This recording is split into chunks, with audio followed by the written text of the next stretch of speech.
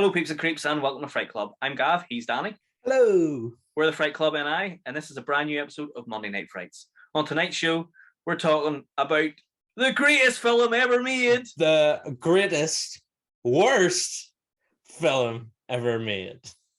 It's Troll 2. Troll 2.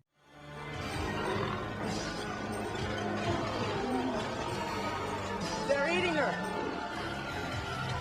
And then they're going to eat me.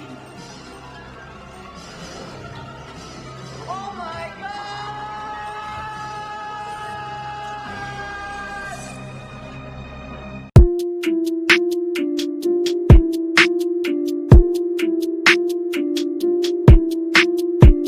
And we're back with another episode of Monday Night Frights. It's episode 5.6. 5.6. We are about halfway there. We are halfway through, but hang on a second, Danny. Hang on a second. People watching this might be thinking, why are they talking about Troll 2 when they didn't talk about Troll 1? We've never talked about You've never talked about Troll 1, have we?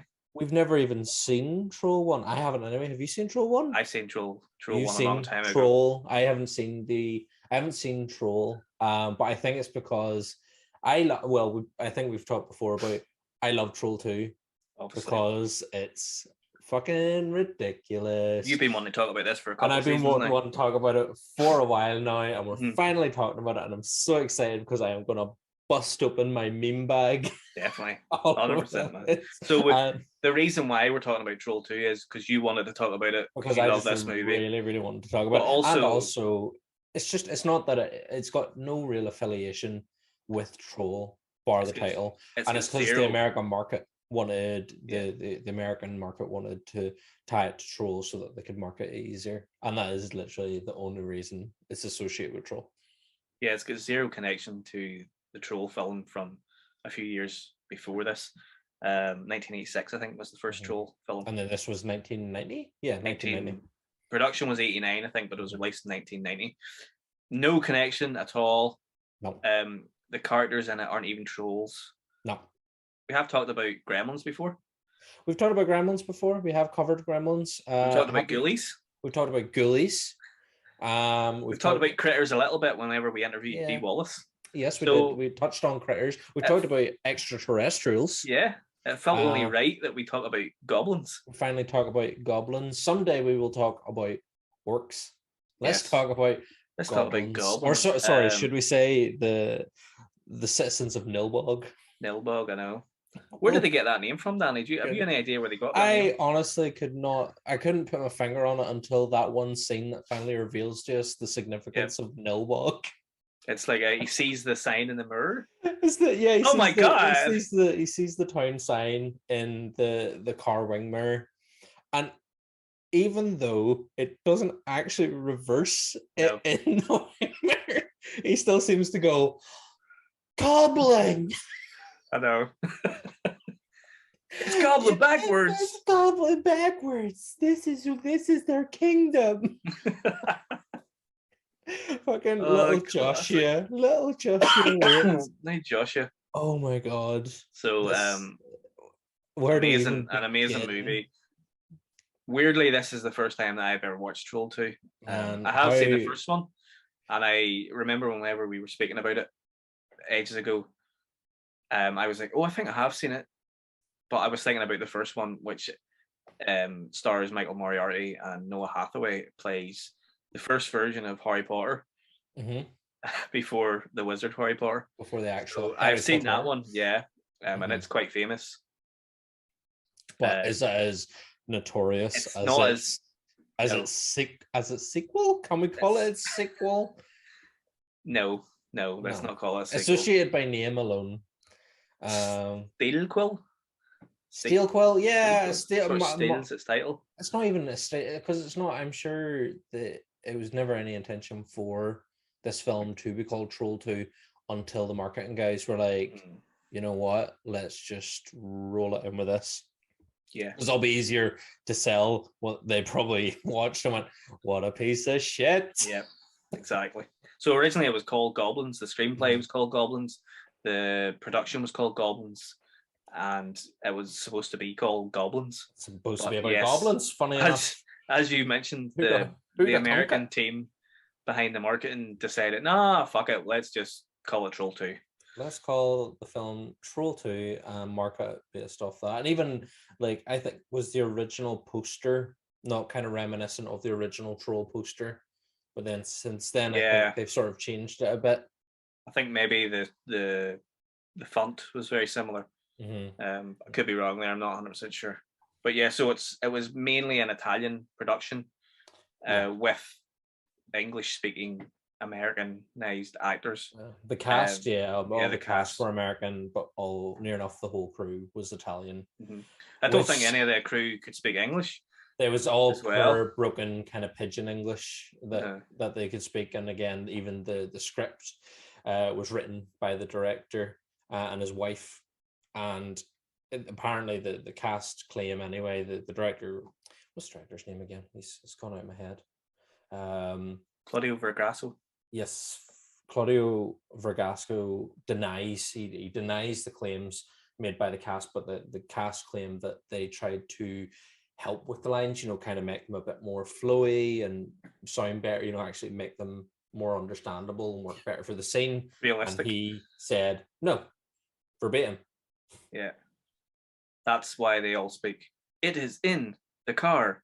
Yeah. We must go to the bar. God. Drink this milk. It's good for you. Man, there is food on the table. I fucking the dialogue in this film between how wooden it is delivered by the majority of the players in this, and then just the two of the best for me are Joshua and Michael Waits, the father and son in it. Like I think they are genuinely trying to give it their all, whereas everyone else around them, like the Diana and Holly, the mother-daughter, are just like the mum's trying to play it so serious, but then is also just like it's so bad. It really is terrible. But it's kind of in equal parts a masterpiece as well. It's just one of those. It's honestly it's so bad. It is good, and it's no wonder that this film has such a cult following now, and it gets screenings. And even Michael Stevenson that played Joshua made the documentary Best Worst Movie, which is all about how this film has kind of taken on a whole new life through DVD and online, and it's found a cult following of people who love it because of how bad it is and how just quotable it is. Like, I mean, we're going to deliver some of the best lines here for you today, but yeah, between we're not going to deliver them as well as the cast delivered. Oh no, definitely not. We'll do our best, but the dialogue, the special effects, even some of the music in this is just absolutely ridiculous, and just scenes like, I mean, we're going to get into it, and I'm so excited. But yeah, Stevenson's documentary about it just shows how something that there's no way this film was going to win any awards, but it still finds its way into people's hearts because I think they love to see. I think people just love to see almost like not a disaster, but they just, I don't know why are we so drawn to these kind of, it's not even a B movie, it's like a Z movie, it's like a grade U, unmarkable. It's comedy fucking gold. That's what it is. Absolutely. And again, that's one of the things the director as well said was, whenever it kind of came out and a lot of people kind of laughed at it, he goes, oh yes, that was intentional, we meant to do that. But apparently exactly, a lot of the cast were like, no, they were playing it fucking serious the whole time. The director was known for, like, obviously very low budget movies he had done previously. I think he had done a movie with Alice Cooper, and he had written Zombie 3, which was, Zombie is Lucio Fulci's zombie film, and he actually took over directing duties in that whenever Fulci had to piss off somewhere. But I think he's uncredited on that film. But he's done a lot of low budget stuff, and even the producer Joe D'Amato, who's another Italian filmmaker, he is like very famous for just like, here's 20 grand, go and make a movie in 8 days. Is Joe D'Amato not the same one that says though it is it's profit over quality? Is that not one of his things? Yeah, profit over art. Yeah, is his sort of thing. And again, I think that's why there's a lot about why this movie has such special effects, and the reason that the cast is entirely made up of people who were, it was an open casting call that went out for this movie. And a lot of people turned up thinking they were just going to be extras, and they ended up, like, you take George Hardy, who is Michael Waite's the father. He's a dentist who turned up thinking he was going to get a wee extra part and ended up playing the father. I know. But you can pretty much tell that they weren't trained actors, or they hadn't acted on screen in front of the camera at all. No, it's I think the only one had the grandfather, Robert Ormsby, who played Grandpa Seth. He seems like the only one who maybe has a bit of a background in acting. What a fucking character he was too. What Jesus a fucking Christ. Incredible. And you know what? Rewatching it for this, I completely forgot about the opening sequence, and it fucking blew my mind. And we'll talk about it in a minute, but it was one of those things because it used something that I love. Yeah, I know. But we haven't even explained the plot. I'm sure a lot of people that watching this already know what it's about, but it's about a family called the Waits family, typical American mother, father, daughter, son. They go on a home exchange trip with another family called the Parents in this little village called Nilbog, because the father wants to leave the city and go into rural life, and he wants to be like a farmer, and he wants to live off the land, which is a bit weird because it's just the way that they sort of put that forward is very strange. But anyway, they do, and they go to this little village called Nilbog, and then that's when they realize that it's full of goblins. More going on. However, another massive sort of side plot to that is the fact that the kid, Joshua, can see his dead granda. His Grandpa Seth is haunting him. Yeah, but telling him fucking stories about the goblins. Not only can he see him, the grandpa knows what's going to happen, and he has this sort of vision. He has these visions, and how does he know this? It's never explained. It opens. So we just get stuck in. Do you have figures for this, by the way? Do we need to do? No. Here's the figures. No figures. Figure now. I don't have an official figure now. In my research, Danny, I did discover an interview with the screenwriter Rosella Drudy, who is the partner of Fragasso, the director. She wrote the script, and she said in an interview that the script was about 100,000, which seems like a lot. Yeah, but she also said that the producer came to her and said, "Look, you need to write a script." He came with a mask. He had already in the mask, and he goes, "I want you to write a script. I've got this mask. Just write a script." Do it. I think she was basically like, right, okay. So I have to write a script about a goblin. But she did say something about she sort of used her real life in the sense that a lot of her friends had turned vegetarian around this time. Yeah, and I'd read that as well. She tweaked that, so she wrote that into the script. So, but she also did say vegetarian movie. Basically, yeah. But she also said that it was a way to kind of speak about Mother Nature as well, but yeah, very much an anti-vegetarian film, which is a very strange thing. So strange. Like, it seems, I think, I don't know that message would fly now, with the kind of the environmental concerns and stuff that are going on. Like, these creatures are trying to obviously, one with nature and, turning humans into plants. That seems like a great idea. But it's actually just so that they can eat them, because they want like man flesh combined with vegetable matter. Yeah, it's very weird. It's a very strange concept in the sense that things just happen and they never ever explain anything. It just happens. And again, do we always need explanation? So the film opens up with Grandpa Seth and Joshua and Joshua is like, all tucked up in bed, and Grandpa Seth's reading him the story. And I love that we don't actually know, like we've already kind of spoiled it, Grandpa Seth's dead, but we don't know this at the start of the film. That was the first twist. It starts with the Princess Bride opening. Basically, yeah. Of the grandpa reading his grandson a fantasy story, and he's telling him the story of Peter, the Peter the woodsman, and how he's got to help the princess, but then it turns out that, oh wait, the princess is in league with the goblins, and they turn him into plant matter. But it turns out that there's actually more to this story. And actually, it just seems at the start that Grandpa Seth is terrorizing Joshua with a fear of goblins. But then when the mum walks in the room and is like, "Who are you speaking to, Joshua?" The camera cuts back to Joshua in bed, and the rocking chair that Grandpa Seth's been sitting in, it's just rocking empty. I know.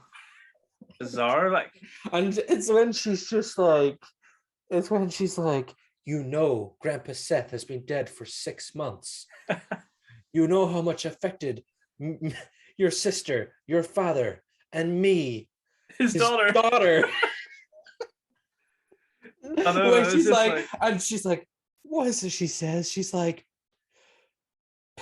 it's a really fucking harsh thing to say to a kid. She's like, it's not you have to get over him, but it's like, it's something like, oh, you have to banish him from your mind. I was like, who would say that to a grieving child? You have to banish him. Just lost from his your granda mind. And she's 6 months ago. Like, and again, it's one of the things. Margot Prey, who plays Diana, is in the documentary. Michael tries to get her. He's trying to. The whole point of the Best Worst movie is that he's trying to get the original cast back together to do a screening of the film, and he goes to see Margot Prey, and she's become a bit of a recluse since the movie, and it's a bit sad, and it's very obvious that there's mental health concerns and stuff there. But through this whole film, like, she just, like, her eyes are always, she's just like remembering her lines, and you're just like, what's going on? You must banish him from your mind. But man, none of them were actors, as you said there. Like, your man was a dentist, and there was a couple of, apparently there was an actor in it who was Don. You're going to talk about Don Packard that played Sandy Maher, the shop owner. Was he not a patient that was? They found him wandering about or something. He was a psychiatric ward patient that was out for the day, and wandered onto set, and they just brought him in to play the general store owner. And he apparently just smoked a big old joint and was off his ditties. Acted that scene, and he didn't have a fucking notion what he was talking about. Brilliant. It's fucking amazing. The story is really amazing, and I mean, obviously this is not 100% fact. A lot of this might be bending the truth a little bit, but played up, yeah. It's just amazing, an amazing story, and it's just, I love the fact that none of the actors like even knew what the fuck they were doing. Yeah, it didn't. Yeah, it probably never even occurred to them. Like, one that I imagine that a lot of them probably were just kind of like, okay, like, better crack. You'll give me a grand. Well, this, yeah, I'll get paid to hang around and fight these goblins, and then sure, whatever happens to the movie happens to the movie. I don't think they would have. I don't imagine that they thought it was going to be anything big, and they probably still do. Don't think of it as a big thing, but to have the now cult following around it is probably quite a surprise to them, and that it's still talked about and still like in pop culture through like the memes and stuff. Yeah, I mean, it's never good to be famous for being bad. No, but I suppose there is certain things in the history of film and art and music and stuff that you have to look at something and go, oh, that was so bad that it was good.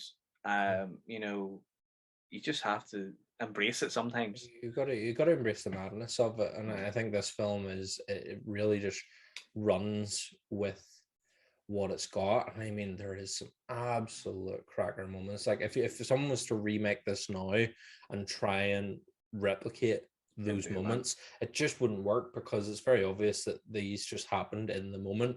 Like the fucking so they obviously they're worried about Joshua, and anyway, you know, Michael sorted out this house swap and they're going out to the country.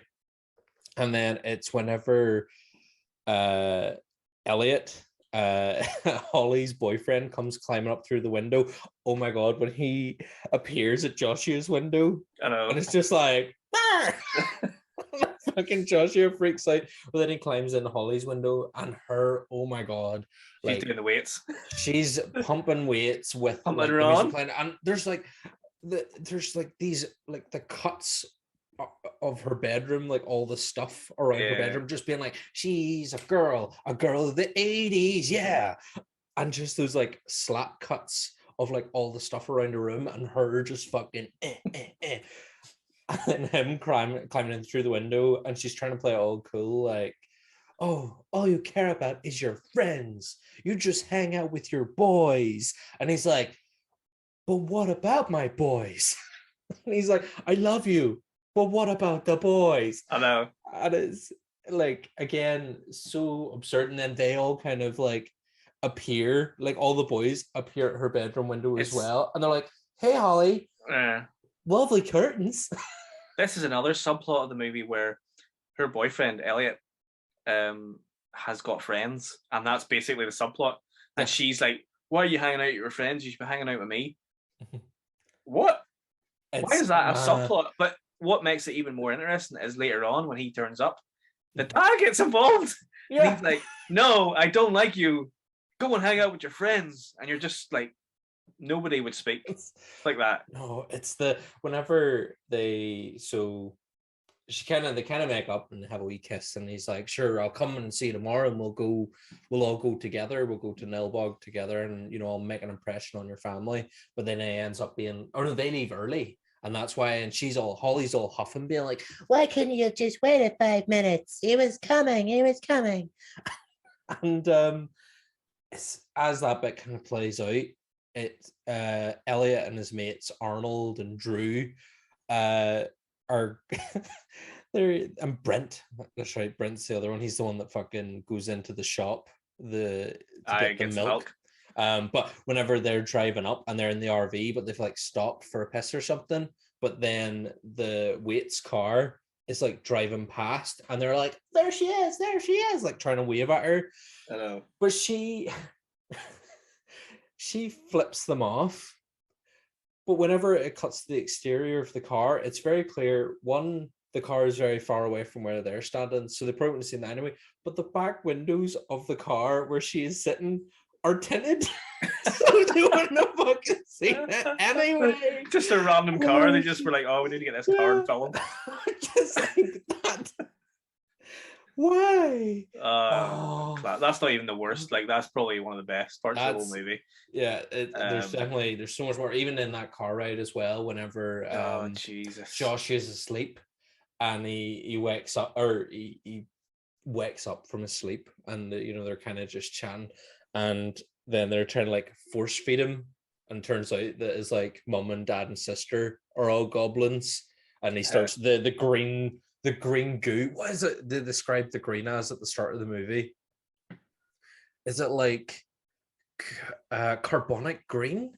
Is that what the word they use to describe? I don't know. I can't remember. There's a word they use to describe like the color of green in the fantasy tale that Grandpa's reading, and it's just like, what a fucking way to describe green. I know. It's a very weird green, but green turns up throughout the movie. So much throughout from this start movie. to finish. All the food's green. All the food, and nobody says anything about it. But also all the food that they eat. So the whole thing is that the goblins are trying to feed this family because they basically sort of poisoned them. Yeah. And when they eat the food, they're going to poison themselves, and then they can eat them. They can turn them into plants, and then they can eat them. But the food that they've put on, every time they go into a room, and it's like, oh, look, they have put food on. It's the worst fucking looking food in the world. It looks like it doesn't even look like party food. No, It's like cakes and it's got and that pies and like jugs corn. full of like real cheap looking fucking green lemonade. Yeah, it's fucking just everything has green food coloring in it. Absolutely everything. And nobody says, well, a lot of green food here or something to acknowledge the green food. It's just kind of like, oh yeah, food, let's eat. The other bit in the car, nature it's the bit. So after Holly's kind of given off about not waiting for her boyfriend, and her and the dad are arguing, and Diana goes, that's enough, Joshua, sing that song I like. He just starts going, row, row, row your boat. And they're all singing it, but they're not singing it like in tune together. They're doing that thing where they sing a line and then the other person sings the first line, and they do it. And but it's just so fucking awkward. It's just such a bizarre film. Sorry if I cough. I'm just getting over COVID, so if I have a wee cough, that's why. Gav's actually turned into a goblin himself. Oh. Fuck. Oh, and then I know. So they get. I'm just going to take over this. But wait, can we just let's we need to talk about these things more than just because we're going way too quickly here. I can't help it. I'm so excited. Let's talk first of all. Let's when you first see the goblins in the fantasy film at the start, the wee fantasy story. Yeah. Obviously the costumes are horrendous. They're basically just really poor masks. They're awful masks with little people wearing burlap sacks. Yeah. With like big long sticks with like spikes on the end of it. But did you notice there's one good mask? There's one good mask. There's one hero mask. Are we talking there's the mask that the eyes are like God, we've killed Gav. Just the fucking no, that is a good mask. It's not the hero mask. That's not the hero mask. There is a better mask, but that one with the fucking eyes. Like every time it comes on screen, I'm like, what drugs is that troll taking? Like, wow. Oh, classic. He's seen some shit. He has, man. He's seen some wild stuff. But yeah, I thought it was funny. There's one hero mask, and then the rest of them are just awful. They're just, you can tell that they're far too big for the actors' heads. There's bits sunken in. There's a bit full, like half the noses are just like flopping around. The eyes, like they've obviously had the eyes like painted underneath, but because the masks are too big, it doesn't matter because it's just black. I know. And oh my God. And then the hair, the horrible spritz of like hair that has just been like slapped onto the heads of the goblins. And there's no design there at all. The massive baggy hands, like they've got these like clawed hands, but they're just obviously massively oversized, like rubber gloves with like witches' fingers. Oh, fuck. But whenever you meet the family, obviously they're horrendous actors. Yeah. Fucking Holly who's the girl. She's awful. Like she's really bad. Like she reminded me of. Do you know Hermione? In the early Potter movies, where she's always like,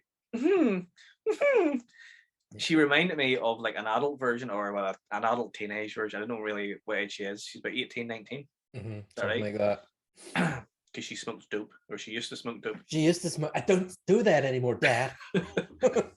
But so she reminded me a little bit of Hermione Granger. Yeah. Just an awful delivery, hamming it up. Lines. It was unreal. Absolutely. Like I said, the mum is real wooden, but then Holly is real, like whenever over the top, again, still kind of like stunted in it. As I said, I think Michael and Joshua are trying. They're trying with what they've got. Whenever Elliot says that he's going to go to Nilbog with her, yeah, she's like, "Okay, I will tell my father that you will come with us." Like that's literally how they talk. It's crazy. I think she hits her stride sort of halfway through. You know what? After she sees Grandpa in the mirror, I think she kind of hits a bit more of a stride there. Like maybe they've been on set for a few days now, and she's kind of coming into a bit more. But up until that point, it's real. Just like, fuck. It's unreal. But anyway, so they end up going to Nilbog. They meet the parents, the presents. The presents family are the other family that they're swapping houses with. Yep. What a fucking mad scene that is too, because they just come out and they're like, and he doesn't even shake his hand. No, they're just standing there like and they've all got the wee like 4-leaf clover. But they don't question any of this. Nothing gets questioned. Absolutely. The guy, the Waits family drives from their home to Nilbog, and the Presents family don't even know where they're going. They're just like, right, and they're they just take the keys and go. They just head off. And then was it fucking Diana and Michael have their whole like, oh, farmer Waits, we're going to do some farming. And then they walk into the house and laid before them. Very nice. Walking in, looking at everything, and then the fucking kitchen table with the lovely green spread. And it's like, oh, it's literally got 3 fucking birthday cakes on it, like really cheap shit birthday cakes. Green, and then green with the cheap icing that you would buy in fucking Poundland. And like green mashed potatoes. I know. And fuck, and it's the 10p green lemonade. That's good country hospitality for you. Aye, that's it. What is it he says? Oh no, I'm about to get there. Because of fucking it's one of my favorite lines. Yeah, I know what you're going to say, but we have to tell you, we have to explain what happens before that. So they're all about to tuck into the food, and Grandpa Seth like appears in the kitchen window to Joshua, and he's like, "You gotta stop them from eating it, Joshua." And Joshua's like, "How?" And he goes, that'll give you 15 minutes to think of something. 30 seconds is. Is it not 30 seconds? 30 seconds. Man, he goes, clicks fingers, and he freezes time, and he goes, that'll give you 30 seconds, 50 minutes, whatever it is, 30 seconds to think of something. And Joshua climbs up onto the table of all the food, and then you just hear like a zipping sound, and it cuts. And when it cuts back, Diana and Holiday are like binning all the food, and they're cleaning off the table, and Michael's got Joshua like under his arm, and he's like marching him up the stairs, and he's like, you see this, and he's like pointing at all the bedrooms have like their names on them. Yeah. And he's like, you see this, this is hospitality, and you don't piss on hospitality. What the fuck?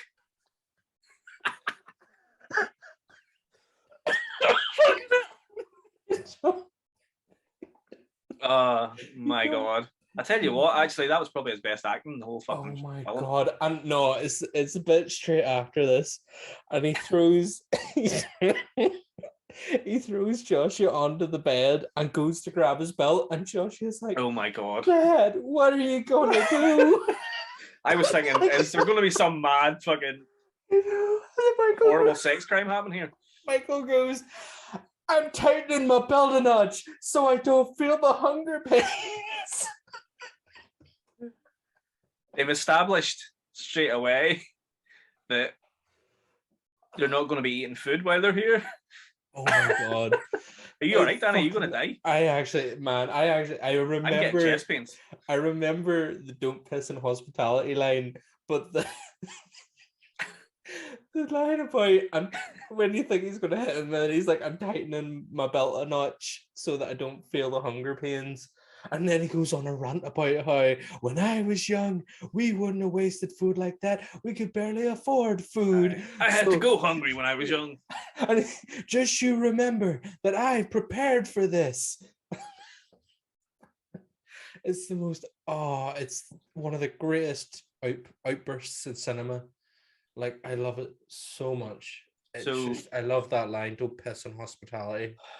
Like, I'm waiting for the moment in my life where I can use that. Like, I can be in a situation where somebody like turns down like something that, like, being hospitable, someone's being nice and hospitable to them, and they turn it down or do something, be cheeky or whatever, and I'm like, you don't piss on hospitality. I'm waiting for my moment. Yep.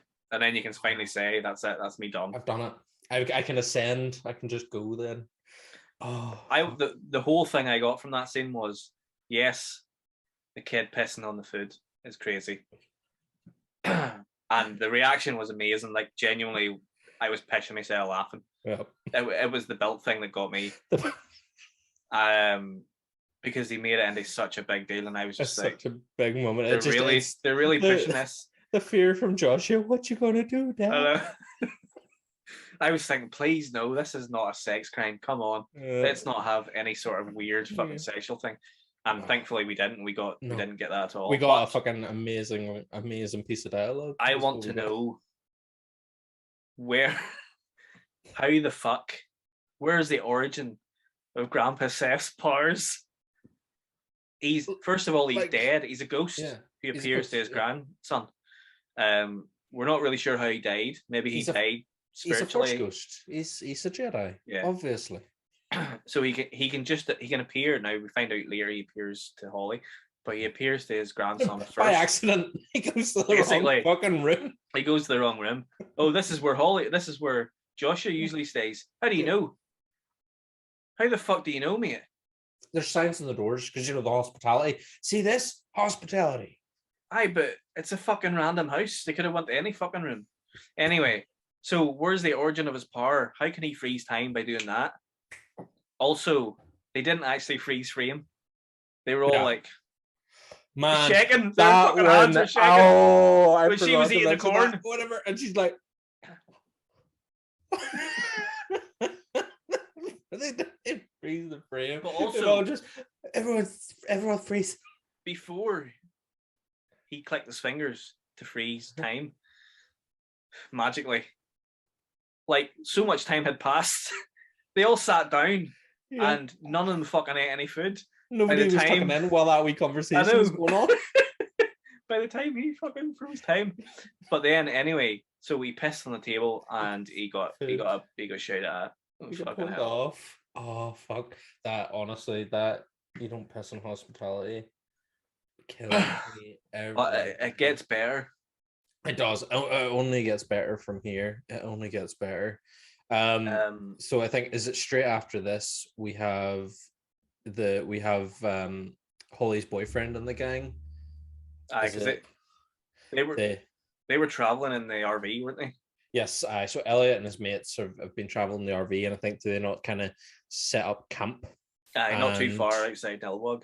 Mm-hmm. And then you've got Arnold goes off into the woods and he finds a girl. He bumps into a girl who's kind of, it's very obvious, her clothes are all kind of ripped and she's got the green on her and she's freaking out. They got my friends and they're coming after me, and the goblins are chasing her, and he's kind of like, you guys are being a bunch of dorks, you should leave her alone. He's my favorite character. Man, see, and then he's like, hang on, wait here, and he marches over, he struts over to them, and he's kind of looking at them, and what is it? He's like, you dwarfs should leave her alone. Dwarfs. And then wait here, watch this. He goes, it's when he goes to walk away, and he kind of turns. One of the goblins fucking chucks the spear at him, and he's just like, oh. But he walks away. He's about 10 feet away from him, and the goblin javelins, and you see the camera follows the fucking javelin, but he's only about 10 feet away. Yeah. Oh. And then him and the girl end up going off running. They sprint off into the woods. Then they come across this like church, the fucking church, and they walk in, and there's all these like plants and stuff, and gardening equipment just sort of strewn about the place. Not the most sophisticated set design I've ever seen. No, it's a bit. I mean, they've went to fucking Dollar Tree and bought a couple of big fucking house plants. Yeah, and put them in the corner. Oh my completely God. Random. As you know what, the effects in this film for whenever, so we get to it, but Arnold. Let's do it scene by scene. And then we'll talk about how the effects go. So yes, we'll just go through the film scene by scene. Arnold and the girl go into this church building. They're kind of looking around, and then Credence appears, and Credence at this point is kind of dressed up like a librarian, and her hair's kind of slicked back, but she's got like these manky teeth and wild eyes, like absolutely wild eyes. And her, she's got quite a sort of powdery face as well. Yeah, it's pure. Yeah, it's chalky looking as fuck. And as the film progresses, it just gets more and more chalky. But she starts to get like gray and white through her hair as the film progresses as well. And I think her costume kind of gets a bit more wild. Apart from the one scene, which we will get to, where she's trying to charm the boy in the RV. Seduces him. Oh my god! I can't wait to talk about it. I know. But yeah, so Arnold and the girl are in the church, and Credence comes out, and she tries to be all like, "Hello, my pretties!" Like she's doing this pure awful, she's literally stereotypical witchy voice, and she's just like, "Come, have some. You'll need some medicine. You'll need some of our herbal remedy." She fucking gives them these two fucking like two fucking wooden steins, tankards, and they're like sipping from it, and they're like, "What is this?" And she's like, "Oh, it's a mix of botanicals and some vegetable minerals." There's fucking like, smoke come from them, there's bubbling and on, but they're just drinking away. And then the goblins all start to appear. And they're just like, what the fuck? And the girl, oh no, it's not even the goblins haven't appeared yet. The girl starts to like take a turn. But while she's like pure like, she's like going up this flight of stairs. Like she's crawling up this flight of stairs. And then she gets to the landing and she's like lying there and all the green goo is like coming down her face. And she just ends up like covered in like all this green goo, like screaming, and you can tell she doesn't want to get it in her eyes because she's lying there like with her eyes shut tight, and then she like is melting into the floor as this green goo, and then all the goblins come out and they start like eating the grape, but they're just like rubbing it on their wee mouths because their masks are shit. The masks they're just like rubbing it on their faces. Can't move their mouths because they can't. Oh my God. It's just a mask. And she's just become this like screaming green puddle. And Arnold is shouting, "What's happening to her? What's going?" Before you do the line, though, because I'm going to let you do the line. I will do that. We have to do the setup for the line. We need to do. Oh fuck. You might be thinking, "Oh, why is Arnold not helping?" Yeah. There's a reason why Arnold's not helping. Because Arnold can't move. Arnold can't move. Because he says to her, "What's happening?" What? There must be some logical reason behind this. And why can't I move? And why can't I move? And he's just like, "What?" And then the goblins come out and they start eating her. And Arnold says probably one of the most like memed lines in this whole movie. Like you're bound to have seen like a clip of it, or you're bound to have seen the gif of it or something. But Arnold says one of the greatest lines in this whole movie, and in cinema, and in cinema in general, which is, "They're eating her, and then they're gonna eat me. Oh my God!"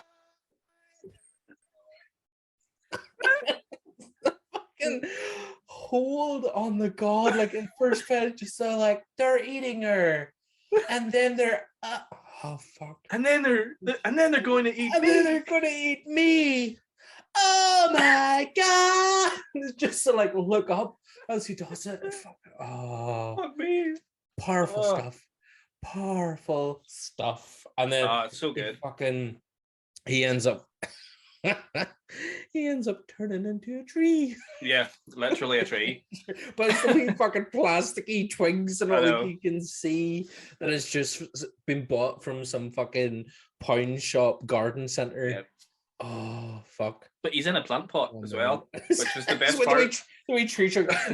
No, that bit though, when she's like, "You must be punished. This might tickle a little bit," and then like pulls the chainsaw ripcord and is like cutting into his legs, but then he starts giggling. I know.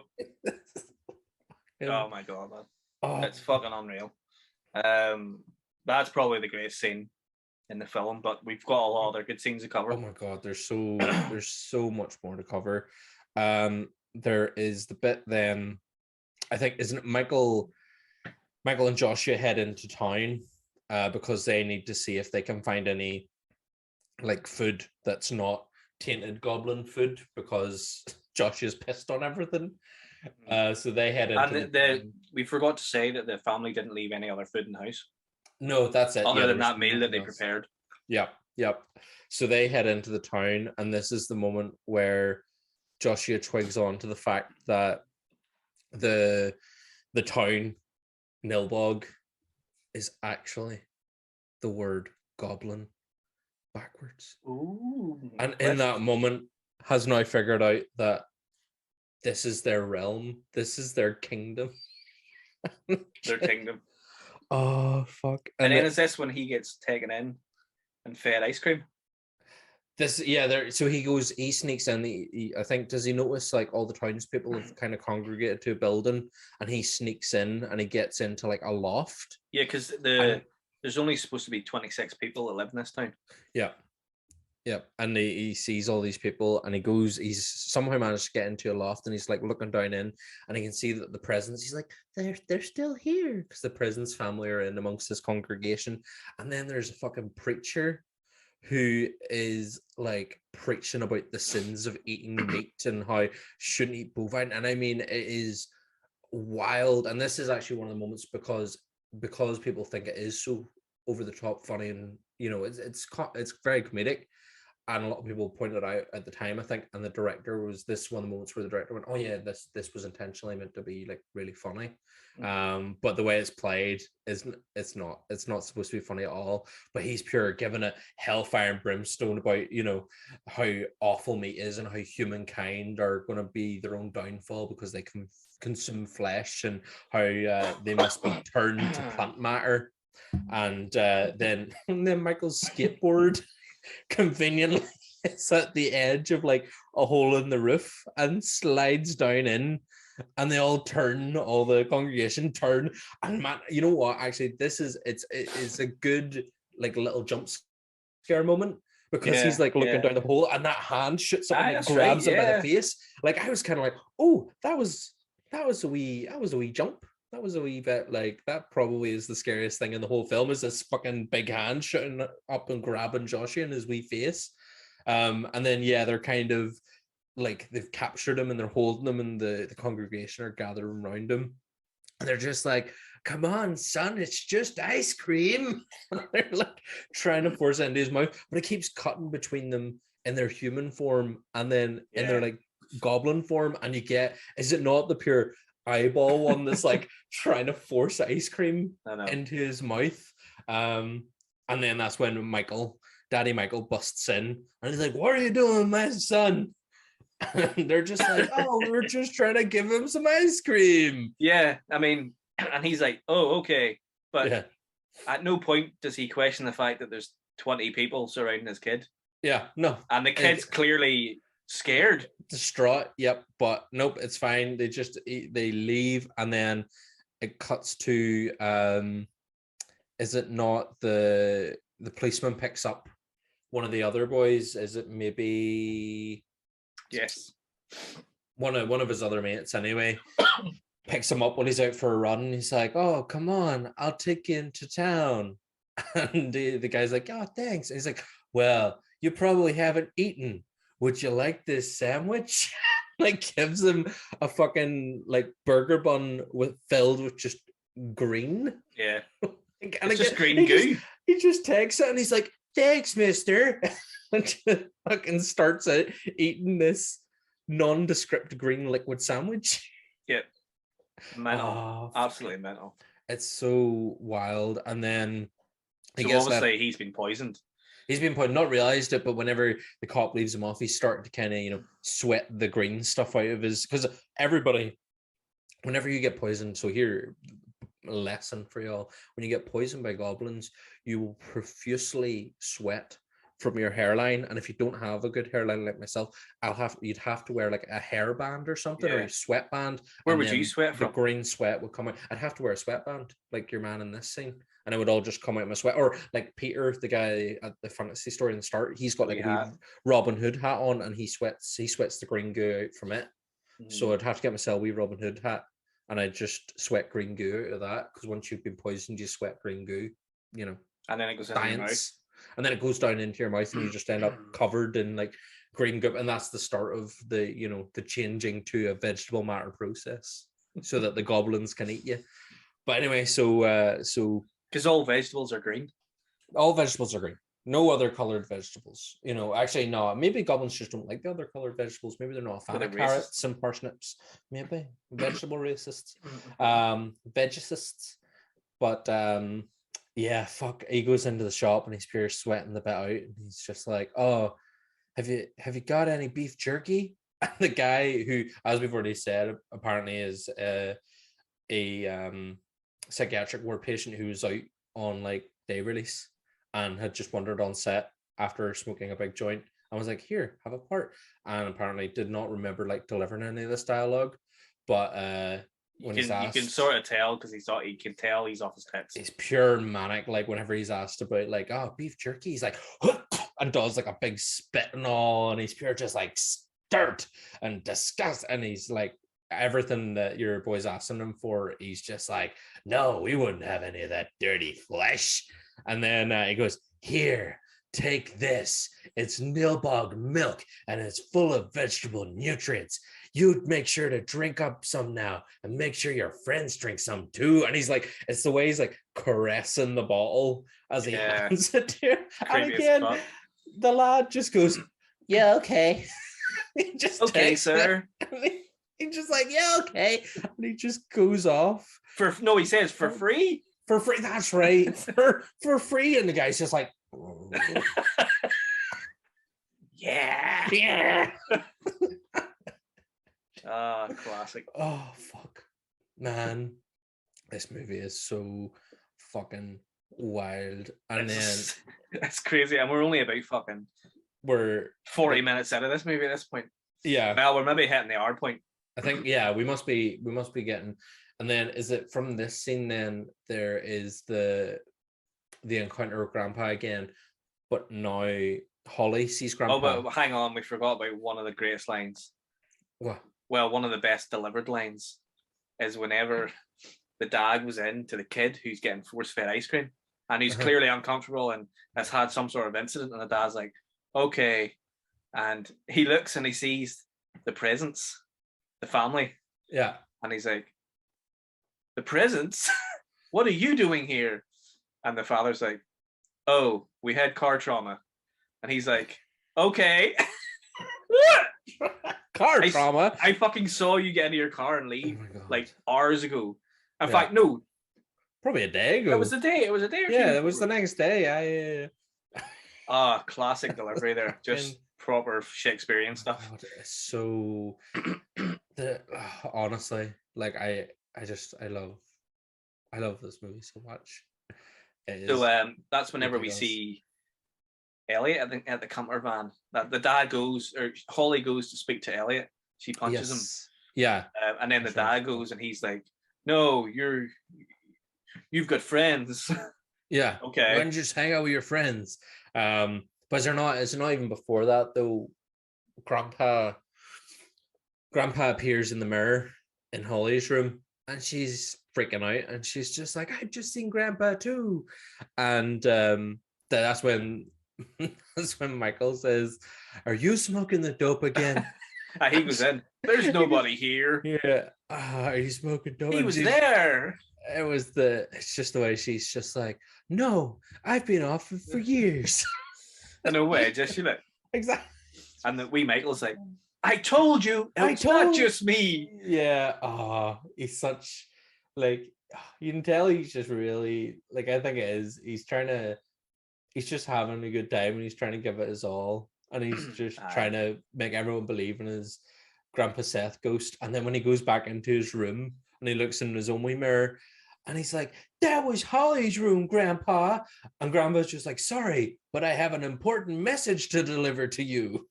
And then he basically like expositions about Credence the witch and like the fact that there's a piece of Stonehenge there, which is their gateway.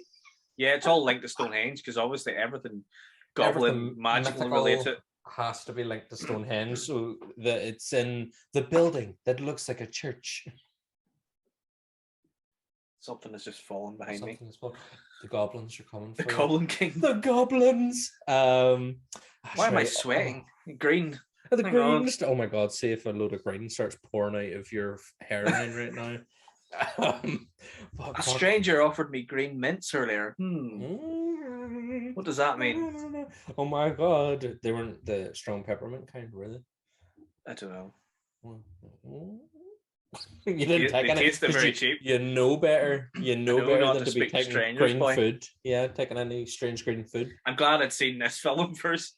Because if I hadn't seen Troll 2, you'd be fuck knows. You would have been plant matter, sir. Oh Jesus. And that'd be a grave matter, sir. But fuck, it's actually, you know what? It's whenever so all the boys have been like disappearing, and then is it one of them then goes to try and find Arnold? It's and the wee boy that drunk the milk. Yeah, and is he not the He's unwell. Just kind of like, oh, we think we saw your friend go to the building that looks like a church, but it's like a whole gang of men just standing there, but they're all just kind of There's about 10 of them, and one of the guy who looks like a wild pedo like grabs him and is like, "We just spoke to your friend. He told you to go to this building that looks like a church." And then the guy's like, "Oh, okay." They just they just play along. They just why go does along nobody question anything in this film? Honestly, because no common sense back in them days. I know. But he goes. That's right. That's when he goes out then to the building that looks like a church, and he finds fucking what's he called? What is he called? Which Arnold. One is it? Arnold. He finds Arnold, who has now basically become like half plant, half man. Yeah, of like a full tree, and he's potted. He's been potted, and he's got like class. The fucking like muzzle, like the bark muzzle. Which again, I actually think the bark muzzle thing. You can see one of his eyes. One of his eyes is hanging out, but he's like this whole thing kind of like here, and I think that's a decent enough effect for it. It's not bad. Effect. It's probably one of the better ones in this.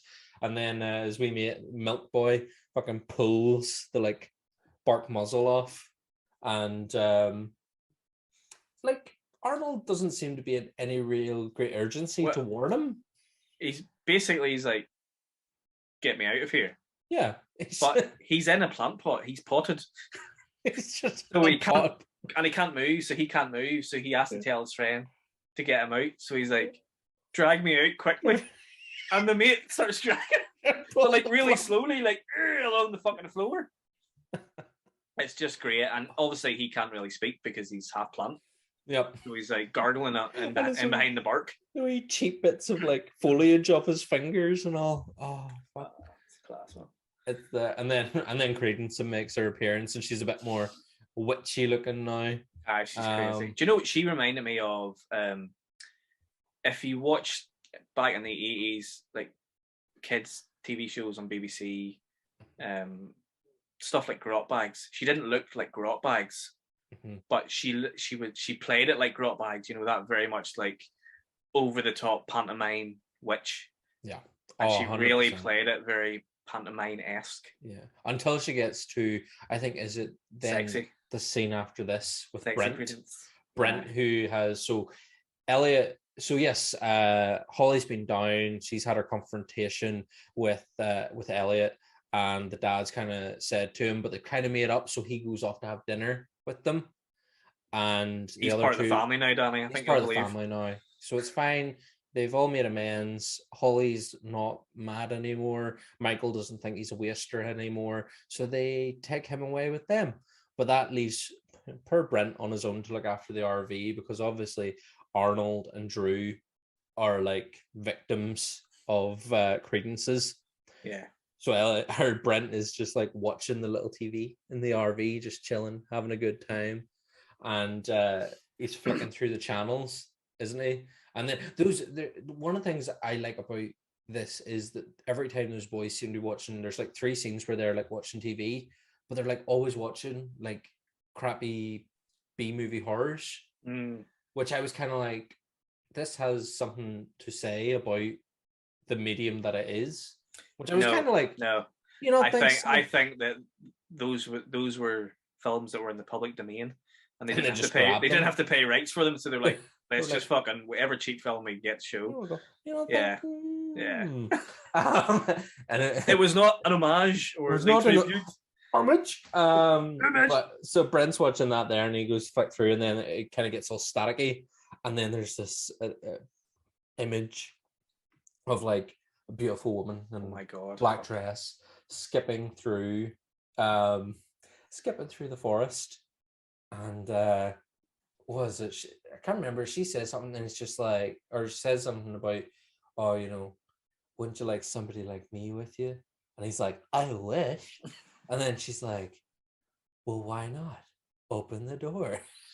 He looks out, and she's like, there. And once again, no questioning, like just okay. No question the fact that she's just been on the TV and now she's there in front of him, and she like pushes him in, and he like falls back on like the wee sofa bed thing, and she's like, oh, wouldn't you enjoy something to eat while you're watching your movies? And isn't he not like, oh, I like popcorn when I'm watching movies. And it's like, oh, well, we need to heat that corn up. And she pulls out fucking corn on the cob. Yeah. And then it's like eating it. They're both like eating it together. But as they're eating it together, there's obviously the crew behind the camera are just fucking popcorn at them. I know, like corn, you've got corn on the cob and you've got popcorn. Like corn, yes, but they're very different. Just throwing a load of popcorn of it, and is that not just the end of Brent? Like, is that not just we don't? But that's do we see him again after that? I feel like there's something more deep going on there. You know, the corn on the cob is a very phallic shape, and the popcorn is kind of popping. You know, is he popping his cherry or something? You know, who knows? But there must be something else going on there. Blowing his beans. Drop in the comments what you think that scene was trying to say and trying to represent, because it's a very important question that we need to know the answer to. Pop in your corn, mate. Pop in your corn. Man, it makes me laugh so much because the popcorn, it's just very obvious that it's being thrown. He gets buried in the popcorn camera, and they both just get covered in popcorn. And like, it's an amazing scene. Again, fucking. So while this is happening, Elliot, Holly, and the Waits family have been invited. Hospitality. No, do they not all? They turn up at the house, and all the townsfolk are at their house, and they're all like, "What's going on?" Oh, why they didn't know? Sorry, you're right. They didn't realize that we hadn't properly welcomed you to our community. The best thing is when the mum walks in, she's like, "Oh my god! Look at this giant piece!" And they're all fucking playing like fucking banjos and shit. There's like a wee band playing, and there's all this again. It's like the Wicker Man. Ridiculous green food over the table, and green lemonades, and just green. The cheapest shit you've ever seen. The fucking man. Cakes with the cheapest icing. Eat me written on it, or yummy written welcome, on it. It's not welcome. You don't have a welcome cake. And is it not this part leads up to one of Grandpa's best powers. It's so the family, the Waits family, go in and they're having a good time. Again, no one's really eaten anything yet. Like it seemed the townsfolk are kind of pushing them to eat stuff, but no one's actually started eating. The Waits are they're whilst the waiters like while they take their time getting. They literally don't eat any food. They get their jaws warmed up, you know. They're giving it fucking this, getting ready. But fucking Jimmy, was Grandpa appears at the kitchen window and is like, you know, calling him outside, and he goes outside, and Grandpa's like, we need to.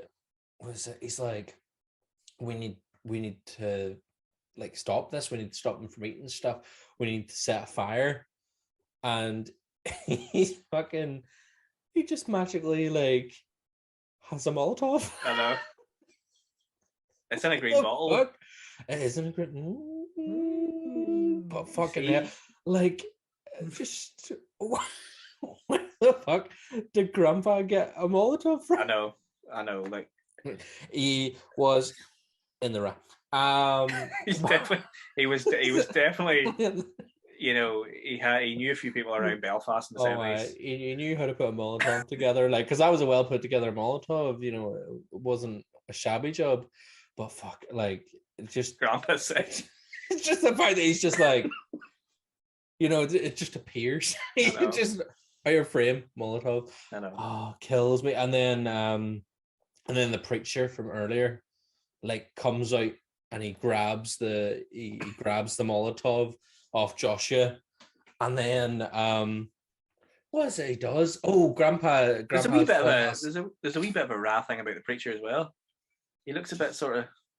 Has he got that look? He does look a wee bit wry. It's the fucking all the townspeople with their like wee scabs and all, because that's the thing. And then his eyes change color as well. Yeah, he gets pure like glowy green eyes. It's if you're a goblin, you have a clover scab on your neck. That's right. Yes. Or on your head. I think some of them had like wee scabs on their head, or on your neck. You'll have a visible clover scab, which again is not explained. It's just a matter of fact. But is it not nature? Whenever they're one with the environment. Whenever Grandpa has the bottle, and the preachers grab the bottle off him, and then his grandpa's not like he's he tries to send Grandpa to hell. Aye, because the Grandpa goes back to guess not. Yeah, the preacher's like, go back to hell where you belong, and then Grandpa's kind of like, I was never there.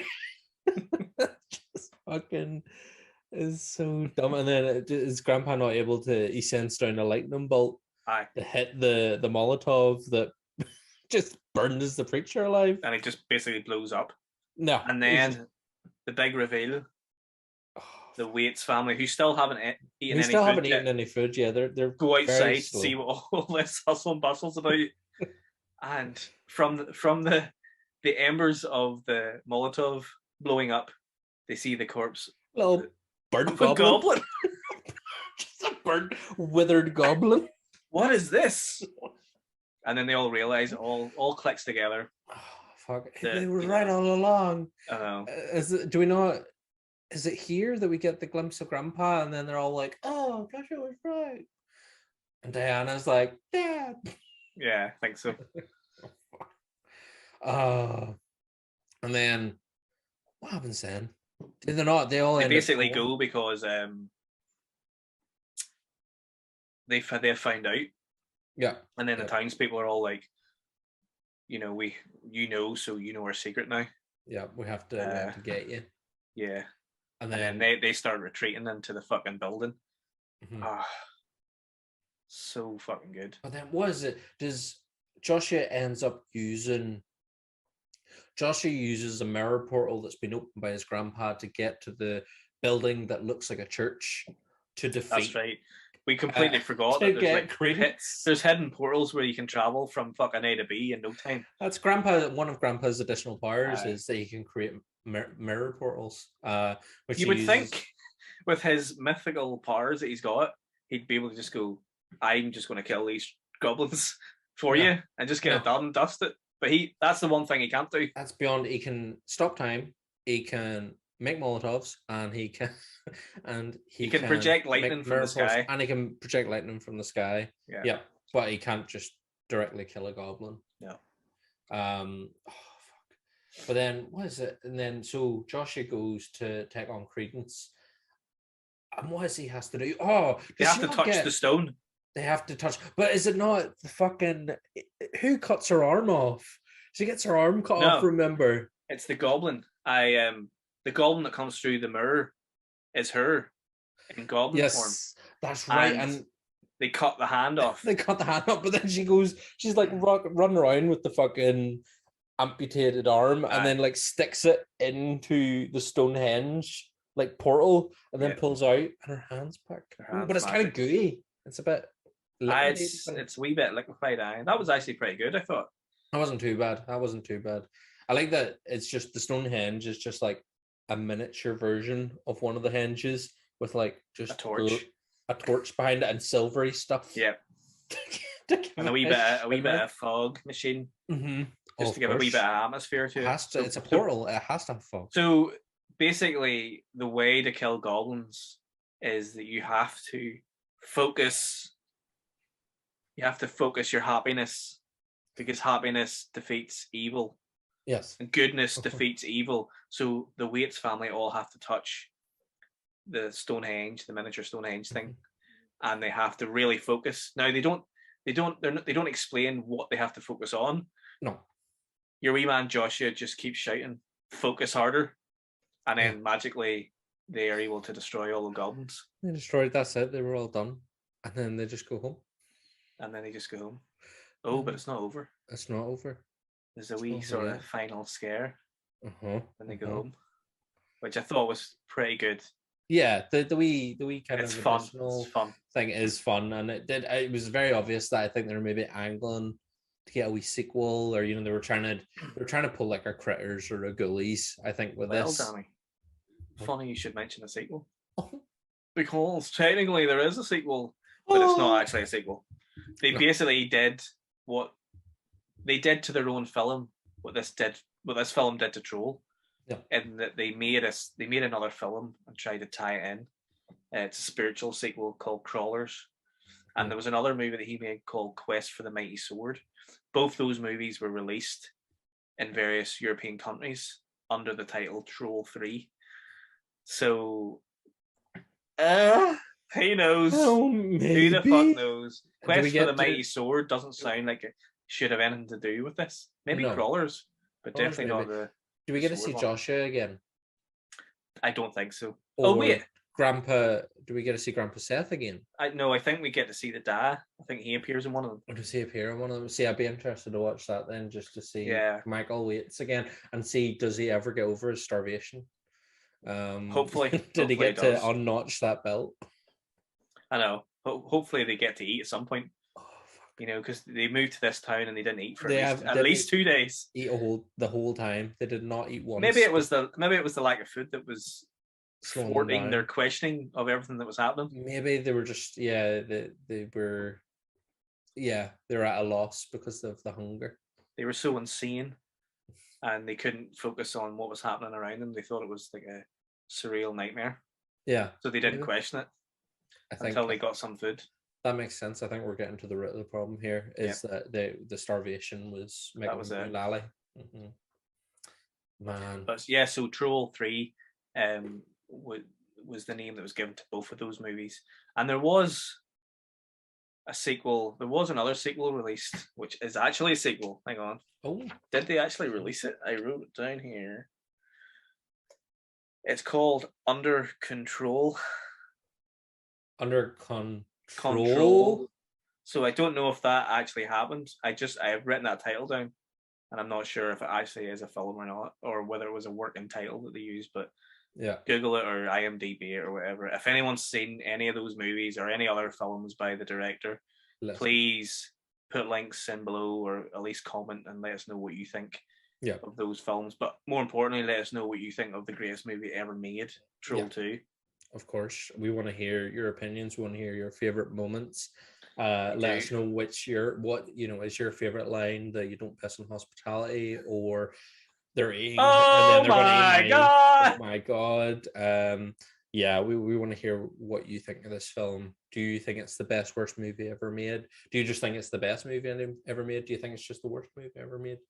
Do you even think it's a movie? Do you even think should it be called a film, a piece of le film? But I will say that without this movie,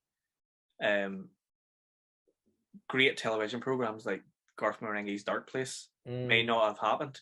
And I will say this movie created the phrase trolling. To troll somebody is to do something to get a reaction, to troll somebody online. And surely that phrase was born because of this movie. I mean, it has to have some sort of input, I imagine. Like, it definitely, this film causes a reaction, and that reaction is like gut hurt and laughter. Like, you will, if you haven't seen it, like if you're watching this and you haven't seen it, give it a go. And even if you have watched it, go back and revisit it, because like revisiting it for this, there was so many just wee things I'd forgotten about, like the acting, like just some of those moments from the cast are absolute gems. because they're not meant to be gems. You know, I think that's one of the big things in this is that it shouldn't. It doesn't work. It doesn't work. But it I don't know, man. Does for a comedy, you know, from a comedic perspective. As I've got a bit older, I've liked to be a bit more positive, and I like to see things from a sort of optimistic view, less pessimistic, more positive about things. And I'd like to think that the director was trolling us with this film. He made it so bad that it's just a piece of fucking art. It really is a masterpiece. Is it art? Because, well, I mean, the purpose of art is to provoke a reaction, is to make you feel something. And this here just, it fills me with so much joy. It's unforgettable. Yeah, you will remember, like you will always, and even as I said, there's wee small things you might forget about. So when you revisit it, you get to enjoy those wee things again, as well as the stuff that you just don't forget, like the quotable dialogue and the imagery and popcorn everywhere. I know.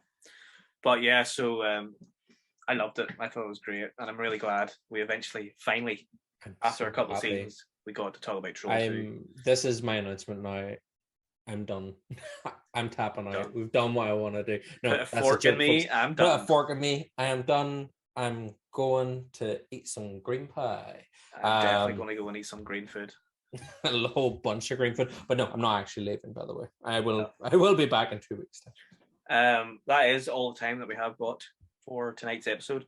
I'd like to apologize for my coughing. I was just laughing so much that I started coughing. I think it wouldn't even be like your coughing is the problem. I think it will just be us like fucking being a pair of laughing gowls through this whole thing, because it's just halfway through. I was genuinely struggling halfway through that episode because I do still have a wee bit of a wheezy cough.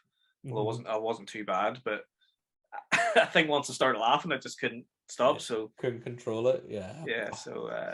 But just, shit happens. We just couldn't we couldn't help ourselves. We couldn't help ourselves, boy. But yes, thanks for watching this week's episode of Monday Night Frights. We will be back in 2 weeks. Please go to the website www.thefrightclubni.com and read some of our articles and film reviews and some of our exclusive interviews that we've got on there. Also visit Twitter and Instagram at the Fright Club NI. Follow us on there, and as always, subscribe to the YouTube channel. Like, comment, subscribe, hit the bell icon, ding, and let all your horror friends know about us. Yes. If you have enjoyed listening to this episode as much as we have enjoyed chatting about Troll 2, then definitely let your friends know, because if we can spread the word more about the ever lovable Troll 2, all the better. Truly an unforgettable experience. But until next week, guys, all the best. Bye. Bye. Freeze. Freeze frame.